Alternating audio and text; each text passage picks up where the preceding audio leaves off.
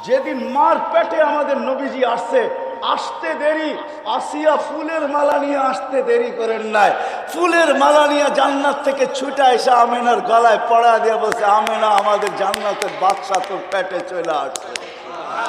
শুধু আসিয়া আসে নাই, শুধু আসিয়া আসে নাই, সাথে সাথে মরিয়ম আলাইহিস সালামও আসছে। মরিয়ম শুধু আসে নাই, মুসা আলাইহিস সালামের বোন কুলসুম আসছে। তিনজন বলছে চল বান্ধবী যাই, আয়সা পড়ছে আমাদের জান্নাতের বাদশাহ, জমিনে পা দিবে কয়েকদিন পরেই, আমেনার কোলে আয়সা পড়ছে, চল আমেনাকে মালা পরায়া দিয়ে আস। জান্নাতের মালা আমেনাকে পরায়া দিছেন। হয় পড়াবে না কেন? পেটে আসতে দেরি, সুঘ্রাণ চতুর্দিকে ফুটা আমেনার শরীর থেকে বাহির হইতে দেরি হয় নাই। আমেনা যেদিক দিয়ে যাইতো ওদিক দিয়ে সুঘ্রাণের তুফান চলতে থাকতো।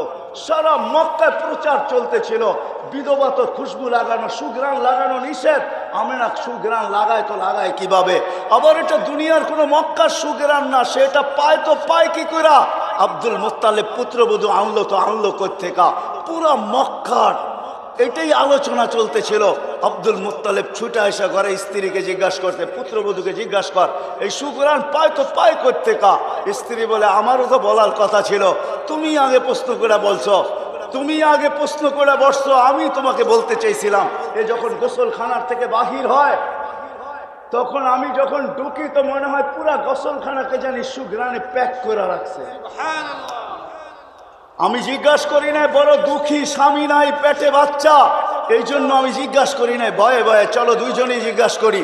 ডাইকা যখন জিজ্ঞাসা করছে, আমেনা বড় চালাক ছিল, সে জবাব পড়ে দিছে। আগে ওইখানেই থুতু নিক্ষেপ করছে, নিক্ষেপ করতে দেরি, সুঘ্রাণের তুফান উঠতে দেরি হয় নাই। বলতেছে, মা শুধু শরীরে সুঘ্রাণ না, থুতুও সুঘ্রাণ। মা এটা আমার না, আমার পেটের টার, পেটের টার। তারা শুরু করছে, মা যেই দিন পেতে আসছে আসতে দেরি, ঘরের দেওয়ালগুলো আমাকে সালাম দিতে দেরি করে নাই, নিচের বালুর কণাগুলা সালাম দিতে দেরি করে নাই, মা বাহির হইতে দেরি, তরুলতা বৃক্ষ রাজি, এমনকি বালুর কলা পর্যন্ত আমাকে সালাম দেয়ার বলে, আমেনা সালাম, দুজাহানের বাদশা চলে আসছে, আমেনা তোকে সালাম। মা রাত্রে বাহির হইতে দেরি, তারাগুলা ছুটে এসে সালাম দিতে দেরি করে না, চাঁদ ছুটে এসে সালাম দিতে দেরি করে না, উত্তপ্ত বালুতে পা দিতে দেরি, ঠান্ডা হইতে দেরি হয় না, উত্তপ্ত পাথরে পা দিতে দেরি, ঠান্ডা হইতে দেরি হয় না, মা বাহিরে রৌদ্রের ভিতরে বাহির হইতে দেরি, মেঘ ছুটে এসে আমাকে ছায়া করতে দেরি করে না। মা এইখানে শেষ না, 12 জন রসুল এসে আমাকে সুসংবাদ দিছেন। প্রথম তো ভয় পাইছি, এখন আর ভয় পাই না, এখন অভ্যাস হয়ে গেছে। মা এইখানেই শেষ না, যেদিন থেকে পেটে আসছে ওই দিন থেকে আর রশি দিয়া কুয়ার থেকে পানি উঠাই না।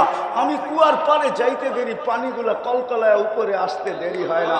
প্রথম আইসা একটা সালাম দেয়, তারপরে বলে, দুজাহানের বাদশার মা, দুজাহানের বাদশাকে নিয়ে করে এই কুয়ার পারে আসছিস তো আসছিস কেন? আমেনা আমাদেরকে হুকুম দিলে তো বাড়িতে যেয়ে ঘুরে দিয়ে আসতাম। বলে, আমি যখন কুয়ার পাড়ে যাই, মক্কার মেয়েগুলা ছুটে আসে আর বলে, আমেনা বোন যাইস না, তুই গেলে পানি নিচে নেমে যাবে, আমাদেরকে রশি দিয়া উঠাইতে হবে, আমরা বর্তনগুলো আগে ভরা নেই, তোরটা ভরেও দিব, বাড়িতে নিয়েও দিব।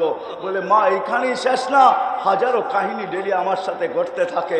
আমি বুঝে নিছি, মা এটা আমার কিছু না, এটা তো আমার পেটের টার, পেটের টার। ওই রসুল আল্লাহ আমাদেরকে দিয়েছেন।